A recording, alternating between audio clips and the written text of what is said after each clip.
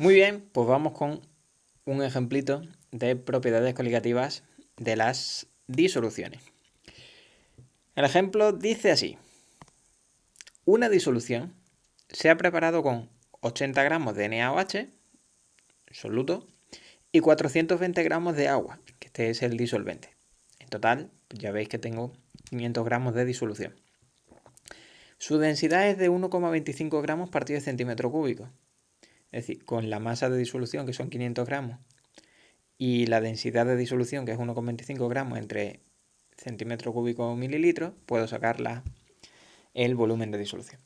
Sabiendo que la presión de vapor del agua, es decir, presión de vapor del disolvente puro, a 25 grados centígrados es de 23,8 torr, estos torr es lo mismo que milímetros de mercurio, ¿vale?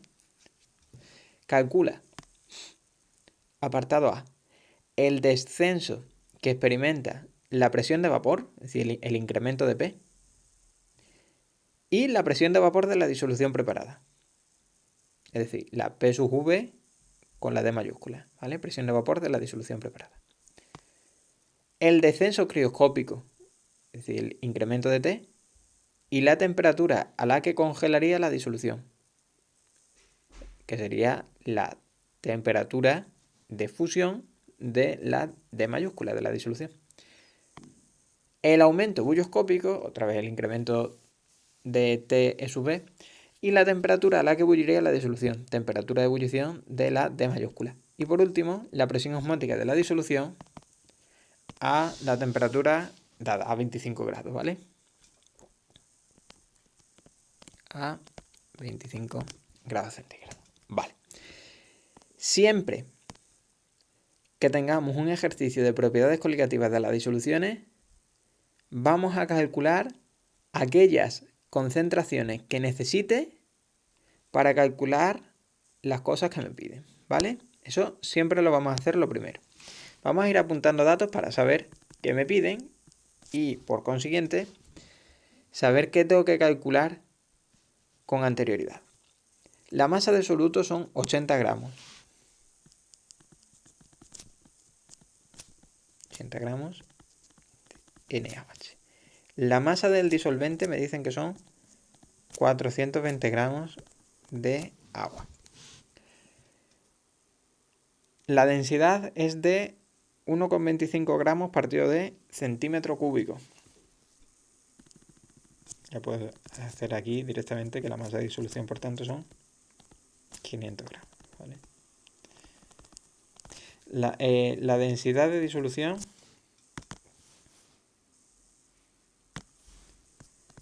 (1,25 gramos por centímetro cúbico).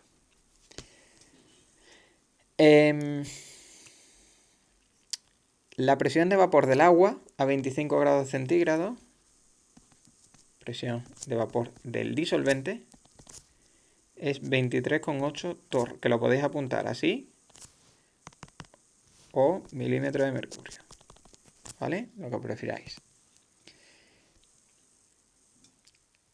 Calcula el descenso que experimenta la presión de vapor y la presión de vapor de la disolución preparada. Es decir, apartado A me pide el descenso que experimenta la presión de vapor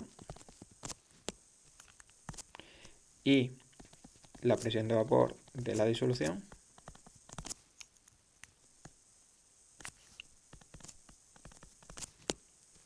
Apartado E, el descenso crioscópico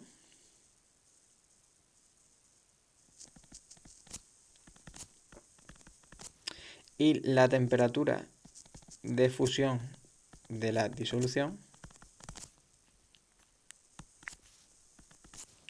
Apartado C, me preguntan el aumento bulloscópico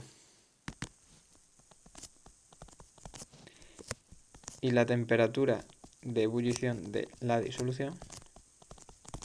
Y por último, en el apartado D me piden la presión osmótica a la temperatura de 25 grados centígrados, que son 298 Kelvin. Vale. Bueno, pues dado que para calcular la presión de vapor de la disolución y el descenso de la presión de vapor, yo necesito calcular previamente la fracción molar de soluto, porque esto era presión de vapor del disolvente, que esa la tengo por la fracción molar de soluto. Esta va a ser una de las cosas que yo tengo que calcular lo primerito, ¿vale? Luego, cuando tenga ya ese descenso de la presión de vapor, la presión de vapor de la disolución va a ser la presión de vapor del disolvente menos ese descenso de la presión de vapor, ¿vale? Pero esto va a ser una de las cosas que vamos a hacer antes. Voy a poner aquí previo. Luego, para el apartado E, yo necesito la variación de la temperatura de fusión, que experimenta un descenso. Ese descenso se saca con M y K sub C. La K sub C os las tengo que dar, ¿eh? Así que la molalidad también es algo que tengo que calcular con anterioridad. Cuando la tenga dada, cuando la tenga calculada, luego ya digo que la temperatura de fusión de la disolución es la temperatura de fusión del disolvente menos esa variación de la temperatura de fusión. Para el apartado C tendré que calcular la variación que experimenta la temperatura de ebullición, que se saca con K por la constante ebulloscópica, K sub Gb, que también la tengo que dar ahora. Y la molalidad, que ya la tendría yo calculada de antes, ¿vale? Ahora la temperatura de ebullición de la disolución va a ser la temperatura de ebullición del disolvente puro más ese aumento ebulloscópico, y apartado de la presión osmótica es M por R por T. La R es 0,082, la T la tengo, que es 298 Kelvin, pero la molaridad la tengo que calcular. ¿Vale? Bueno, voy a dar antes de nada las constantes K sub C y K sub Eb, y ahora ya nos ponemos a calcular antes de nada fracción molar de soluto, molalidad y molaridad. Entonces, doy esos datos que me hacen falta.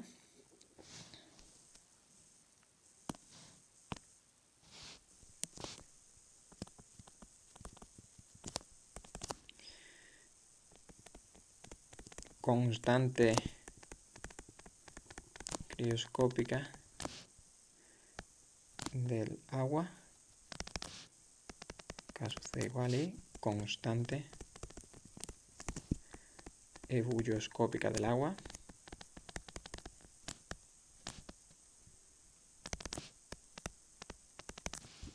Pausa un momento, que las tengo que buscar. Vale, ya las tenemos ahí. Pues empezamos con el ejercicio. Entonces, indicamos nosotros que de forma previa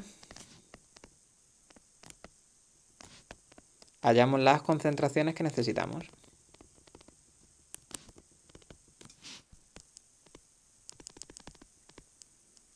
¿Vale? Ese va a ser el paso previo. Para calcular esas concentraciones que necesitamos, como necesito calcular la fracción molar de soluto, pues saco los moles de soluto y los moles del disolvente. Moles de soluto, masa de soluto entre masa molar del soluto, 80 gramos de NaOH entre la masa atómica del sodio es 23, la del oxígeno 16, la del hidrógeno 1. Para este ejercicio no lo doy como dato porque podéis consultar tabla periódica, pero en el examen no lo darán. Lo de abajo da 40, así que aquí me salen 2 moles de soluto, NaOH. Moles del disolvente, masa del disolvente entre masa molar del disolvente, que es el agua. Arriba tengo 420 gramos y abajo 16 del oxígeno más 2 por 1 del hidrógeno son 18. 420 entre 18 me sale 23,3 periódicos moles de agua. Y eso hace que la fracción molar de soluto, que es el cociente entre moles de soluto y moles totales, sea 2 entre 2 más 23,3. O sea que 2 entre 25,3 periódicos.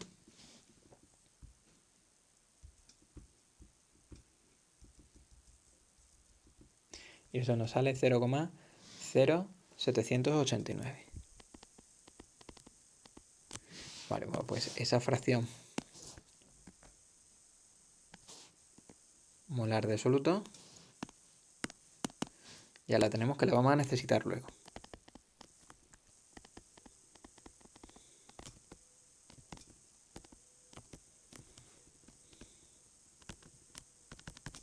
¿Vale? Ahora, para calcular la molaridad, necesito los moles de soluto y la masa del disolvente en kilogramos. Que lo tengo, ¿no? Puesto que los moles de soluto son 2 y la masa del disolvente en kilos sería 0,420. Así que 2 entre 0,442, 4,7619. La unidad puede ser m minúscula, que se lee molal, o mol partido por kilogramo. Partido por kilogramo también se puede poner por kilogramo elevado a menos 1. Lo voy poniendo así, pues para que se os haga el ojo. Cada vez que veáis una unidad elevada a menos 1 es porque está dividiendo. Esta sería la molaridad.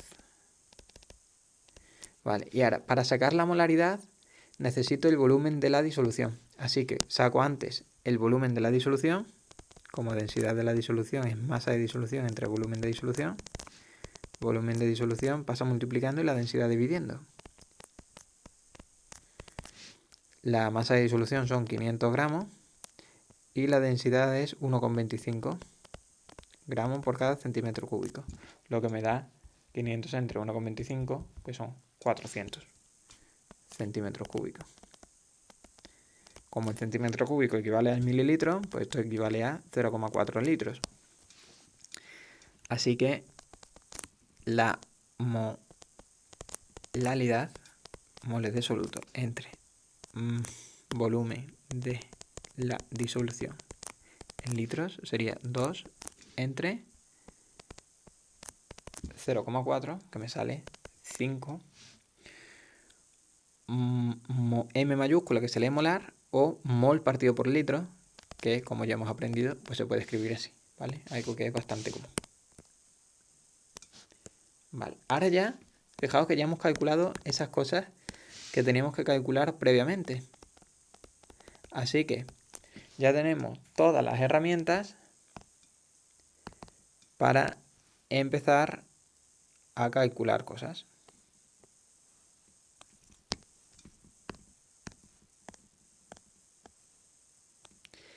¿Qué era lo que me pedían para el apartado A?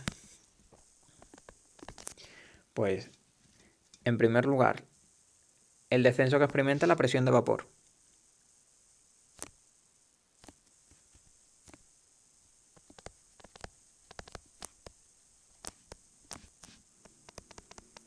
¿Cómo calculamos ese descenso que experimenta la presión de vapor? Pues la presión de vapor del disolvente por esa fracción molar de soluto. La presión de vapor del disolvente puro era 23,8 milímetros de mercurio, sí, era eso. Lo puedo quedar en esas unidades, no hay problema. Puesto que ni en milímetros de mercurio ni la atmósfera es unidad del sistema internacional. La unidad del sistema internacional es el pascal, pero en química es poco manejable el pascal, ¿vale? Porque saldría en cantidades muy grandes. Entonces, ¿con qué se suele trabajar en el laboratorio? Con números más manejables, y aquí lo más manejable es el milímetro de mercurio. Para esto, incluso más que la atmósfera. Vale, y la fracción molar de soluto es 0,0789. Pues eso me devuelve un valor de 1,87782. Vale. Podemos redondear aquí a 4 decimales. Ya en estos cursos, 3-4 decimales es lo ideal, ¿vale? Bueno, pues ese resultado lo vamos a poner ya en verde para diferenciar el resultado del cálculo previo que hemos hecho. Este sería el descenso de la presión de vapor. Ahora, también no solamente me pregunta el descenso de la presión de vapor, también me pregunta la presión de vapor que va a tener la disolución. Pues la presión de vapor que va a tener la disolución, que recordad que se podía poner simplemente también como P, igual que esto se podía poner con una P con un super cero, es la presión de vapor del disolvente menos ese descenso que hemos calculado. Así que 23,8 menos 1,8778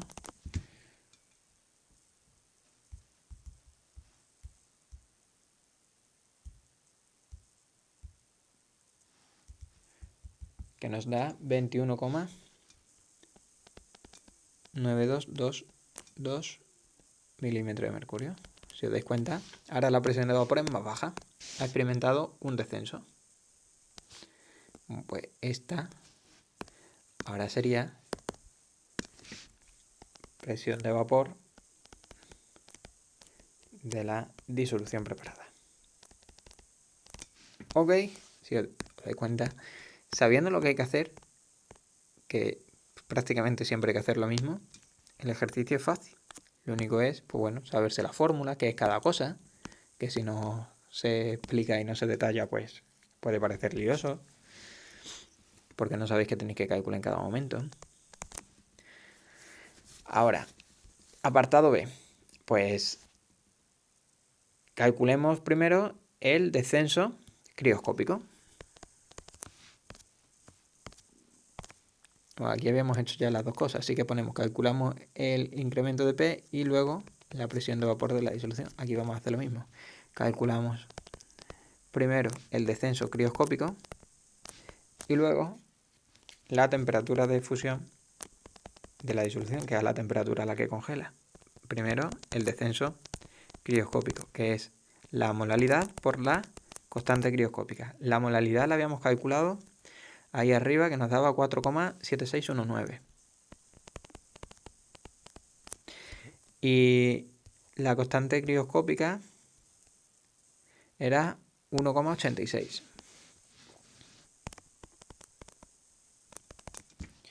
Pues 4,7619 por 1,86 me da 8,8571 grados centígrados. ¿Eso qué va a hacer? Pues que ahora la temperatura de fusión de la disolución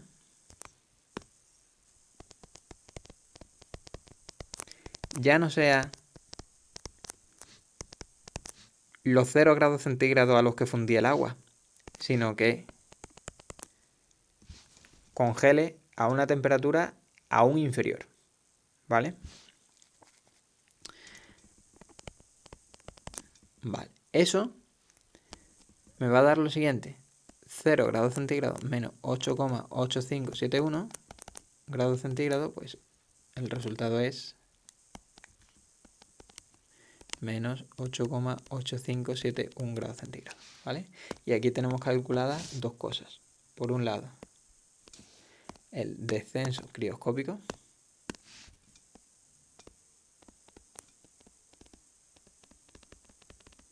y por otro lado, la temperatura de fusión y también de congelación, porque la misma coincide, depende del cambio de estado del que estemos hablando, de la disolución. La temperatura de congelación también se llama temperatura de solidificación.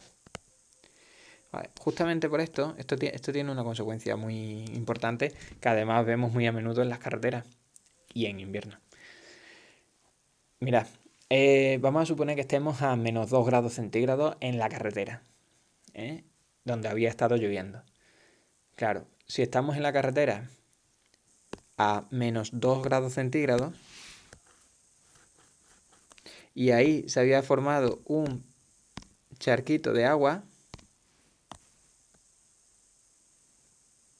pues claro, ¿qué va a pasar?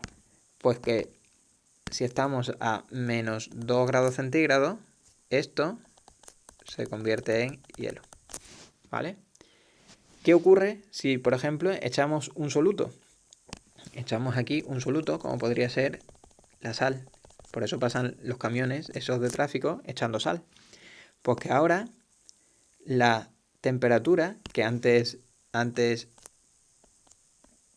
dice, ¿por qué está eso en hielo a menos 2 grados centígrados? Claro, porque estamos por debajo de la temperatura de fusión del agua. Vale, pues si cogemos y echamos ese soluto, la temperatura de fusión desciende. Como es este caso, la temperatura de fusión ahí ha descendido hasta menos 8,85. Entonces, a menos 2 grados centígrados, ¿en qué se convertirá? En agua. ¿Vale? Se convierte en agua. Cambia de estado. Y eso es lo bueno. Por eso se va echando sal en las carreteras. Para que baje la temperatura de fusión y a la temperatura ambiente ya no esté en hielo, sino que pase otra vez a estado líquido. ¿Ok? Por eso, hombre, esto tiene bastante interés. Apartado C. Ahí tiene interés para el que le interese, que no. Obviamente. Calculamos el aumento bulloscópico y la temperatura de ebullición de la disolución. Y apartado D calculamos la presión osmótica. Vale. Aumento bulloscópico. Molalidad por constante bulloscópica. Cuando lo tenga, temperatura de ebullición de la disolución, que es la temperatura de ebullición del disolvente, que como es el agua es 100 grados centígrados, más ese aumento bulloscópico. Ahora lo calculamos todo del tirón. Y la presión osmótica es molaridad por R por T. Recordad que la molaridad la tenemos calculada arriba, la R 0,082 y la temperatura son 298 Kelvin. Vale, pues vamos haciendo cuentas. Molaridad 4,7619.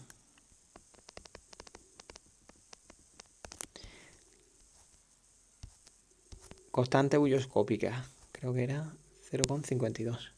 0,52. Vale.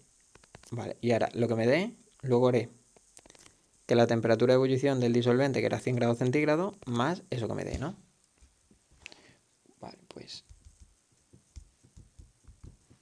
aquí arriba me da 2,4762 grados centígrados. Significa que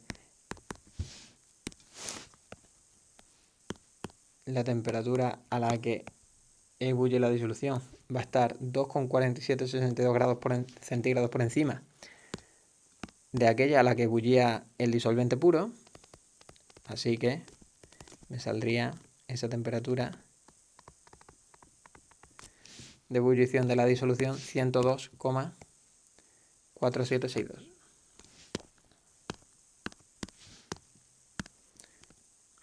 Aumento bulloscópico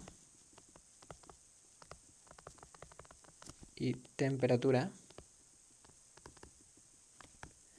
de ebullición de la disolución. Y por último calculamos la presión osmótica, que es lo último que me piden, que es molaridad, que creo que me había salido 5, pero no me acuerdo bien. Sí, 5 por 0,082 por 298 Kelvin. Pues eso sale 122,18 Oye, ¿por qué atmósfera? Pues mira, la molaridad es mol partido por litro. La R es 0,082 atmósfera por litro partido en mol Kelvin. Y la temperatura es Kelvin. ¿Qué se me va? Se me va Kelvin con Kelvin, mol con mol, litro con litro. ¿Qué sobrevive? Sobrevive la atmósfera. Pues atmósfera es la unidad de la presión osmótica. ¿Vale? Bueno, pues como veis, ejercicio súper completo, donde hemos calculado todo, hemos tenido que hacer pasos previos y no es difícil, ¿vale? Los que yo voy a mandar ahora son más fáciles incluso. Así que nada, un saludito, ha sido contundente y nos vemos en el siguiente vídeo.